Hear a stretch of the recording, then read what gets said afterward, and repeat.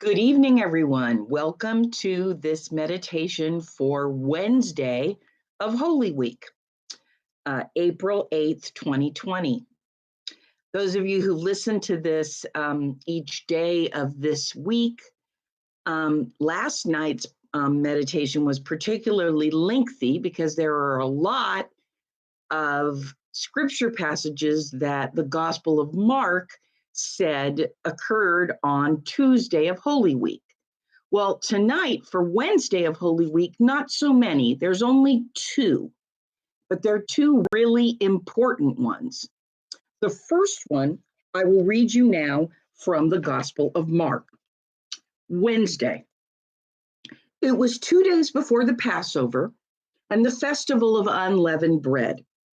The chief priests and the scribes were looking for a way to arrest Jesus by stealth and kill him. For they said, "Not during the festival, or there may be a riot among the people." While he was at Bethany, in the house of Simon the leper, as he sat at the table, a woman came with an alabaster jar of very costly ointment of nard, and she broke open the jar and poured the ointment on his head. But some were there who said to one another in anger, "Why was the ointment wasted in this way? For this ointment could have been sold for more than 300 denarii and the money given to the poor." And they scolded her. But Jesus said, "Let her alone. Why do you trouble her? She has performed a good service for me. For you always have the poor with you, and you can show kindness to them whenever you wish, but you will not always have me. She has done what she could. She has anointed my body beforehand for its burial. Truly, I tell you, wherever the good news is proclaimed in the whole world, what she has done will be told in remembrance of her." Then Judas Iscariot, who was one of the 12, went to the chief priests in order to betray him to them. When they heard it, they were greatly pleased and promised to give him money. So he began to look for an opportunity to betray him. That's Mark 14, 1 to 11.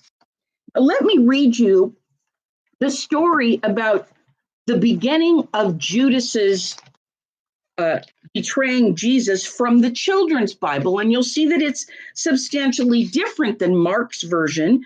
This version is from Matthew 26, Luke 22, and John 10. Listen for the differences. Every day in Jerusalem, hundreds of people gathered around Jesus to hear him speaking. He talked and liked to talk in pictures about ordinary, everyday things. "I am the good shepherd," he told them. The people knew what a good shepherd did. He looked after his sheep. But Jesus explained to them, "I am the good shepherd who gives up his own life to save his sheep."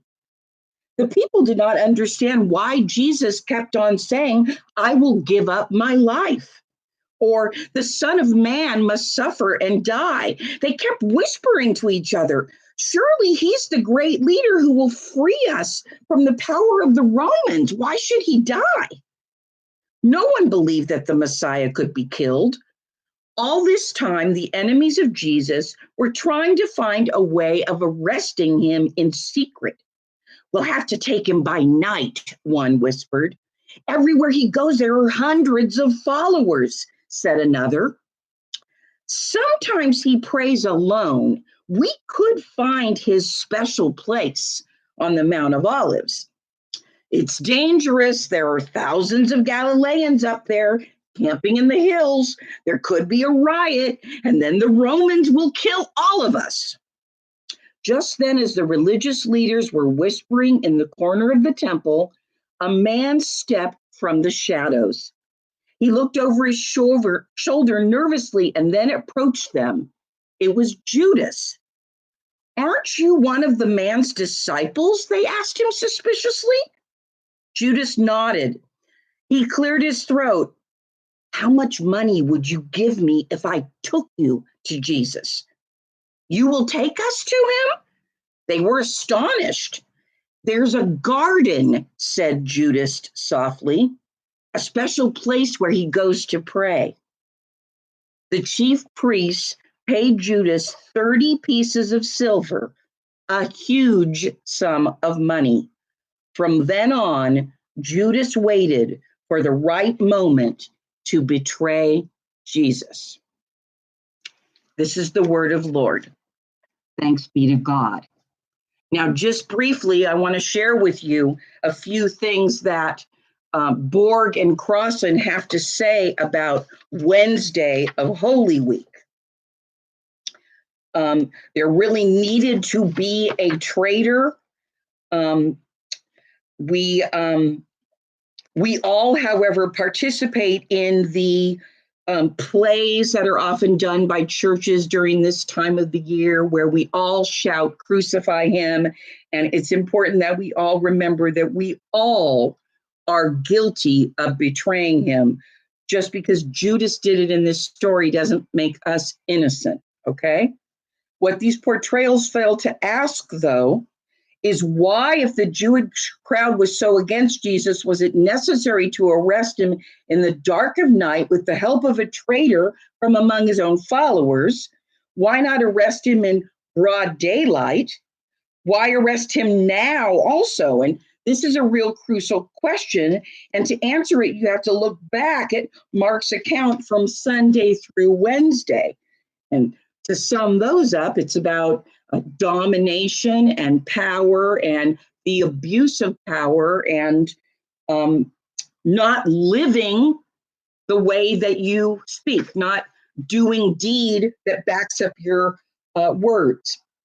The very presence of these enthusiastic crowds listening to whatever it was that Jesus said would have been deemed dangerous at any time, but especially during the Passover. And tonight, as the first night of Passover for our Jewish brothers and sisters, we can specifically remember what that must have been like in Jerusalem at that time, crowded during the Passover feast. Okay, the return to Mark's story. By Monday, the Jewish religious authorities want to have Jesus executed, but they're deterred because the whole crowd was spellbound by his teaching. And on Tuesday, that contrast between the Jewish authorities and the Jewish crowd is repeated again 3 separate times. By Wednesday morning, it's really gotten to a turning point. Okay? So they can't arrest him during the festival. It will have to be stealthily done at night, away from the crowds, so they don't get bad publicity. Okay? All right. Now, if you look at Luke and Matthew and John, you'll see that they portray Judas much more harshly as Mark does. Mark really does not blame Judas for what's about to happen, whereas the other 3 gospel writers definitely did. They go on to talk about how all 12 of the disciples failed Jesus, not just Judas. They go on to talk about the different prophecies that have been made up to this point.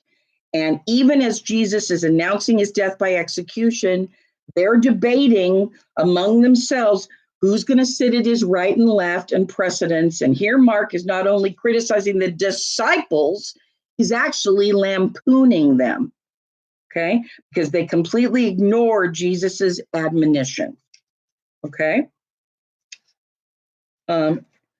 Then we get to the remembrance of her, this woman who anoints Jesus with the ointment. Now, in one of my favorite movies, Jesus of Nazareth, I believe I told you, I preached on this passage before, that this takes place at a completely different time in the other Gospels, which is why I didn't read it from the children's Bible.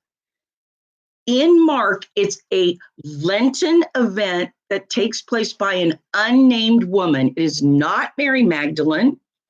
In the other Gospels, one of them makes it seem like it's Mary Magdalene. In Zeffirelli's production of Jesus of Nazareth, they make it seem like it's Mary Magdalene. Mark does not name the woman, okay?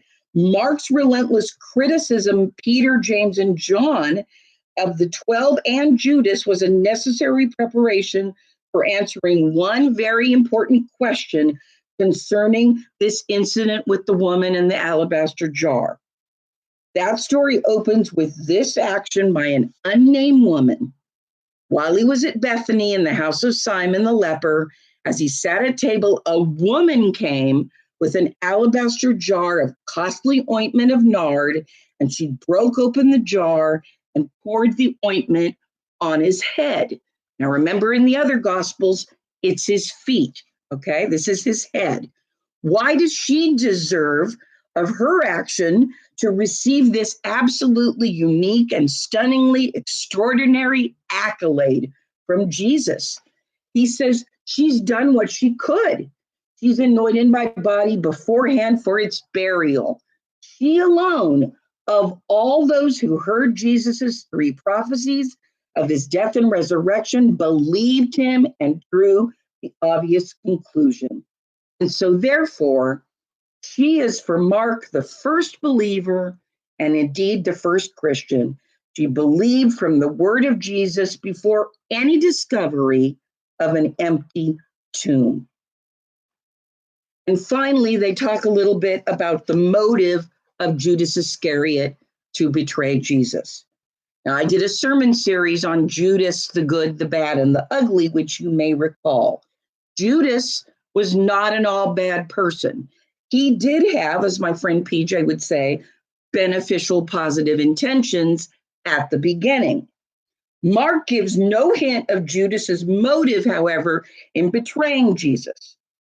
He does say that he did it for the money, or he doesn't say he did it for the money, simply that they promised that they'd give him some money. The other Gospels are very brutally unkind to Judas. John is particularly unkind by specifically naming the fact that it was Judas and saying that he only did it because he was a thief. Okay? But there are other reasons too. He might have become convinced that nonviolent resistance wouldn't work and that it was foolish. Or he had become afraid that he would also be arrested. Okay? His identity among the 12, not his motive, is what Mark emphasizes in his gospel. And so Wednesday ends and the plot has been set in motion for Thursday and Friday. Join me tomorrow beginning at 5 p.m. for a live virtual Seder. We will have a Maundy Thursday sacrament of the Lord's Supper as we gather in that upper room with Jesus and his disciples for Thursday of Holy Week. Peace be with you all. See you tomorrow.